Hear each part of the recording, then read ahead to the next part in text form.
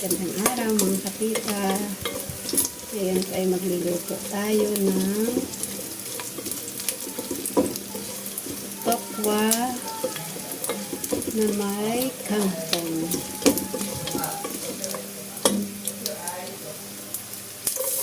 Gisa na po natin ang bawang. Bali ano po pala ito? Adobong tokwa with kangkong. At may kaunti din pong karning baboy. Sunod na po natin ang sibuyas.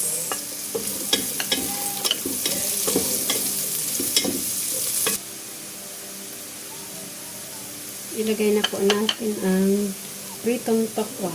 Ayan po, naprito ko na po yan siya at hiniwa ko po ng ganyan lang siya kaliliit. Lagyan po natin ng tubig.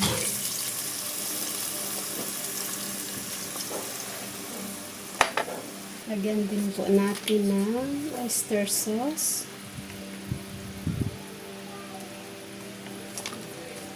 Toyo. Paminta. At seasoning.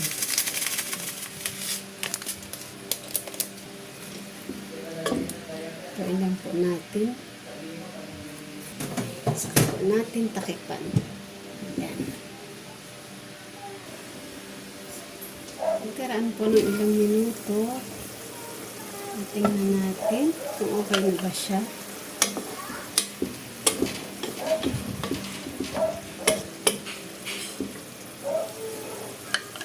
Pwede na po natin ilagay ang ating kangkong.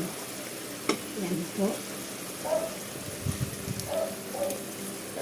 Bali, inuna ko po yung mas matigas na tangkay. Mas mabilis pong maluto yung mga dahon. Kaya inuna natin yung mas matitigas na parte ng kangkong. Takpan po natin saglit.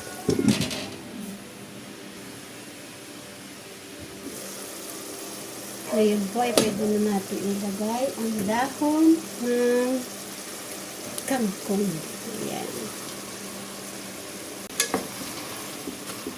Shoutout nga po pala sa lahat ng ating mga subscriber, sa mga solid subscribers, at sa mga bagong nag-subscribe,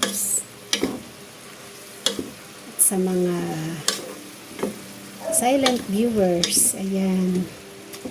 Maraming salamat po sa inyo sa pagsuporta po sa ating munting channel. At God bless po sa ating lahat. Bali, iluluto lang po natin ito ng mga 2 minutes. Takpan lang po natin saglit.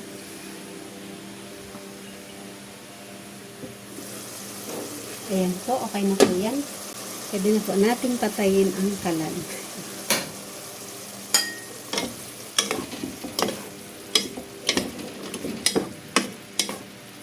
Ito na po ang ating tokwa with kangkong.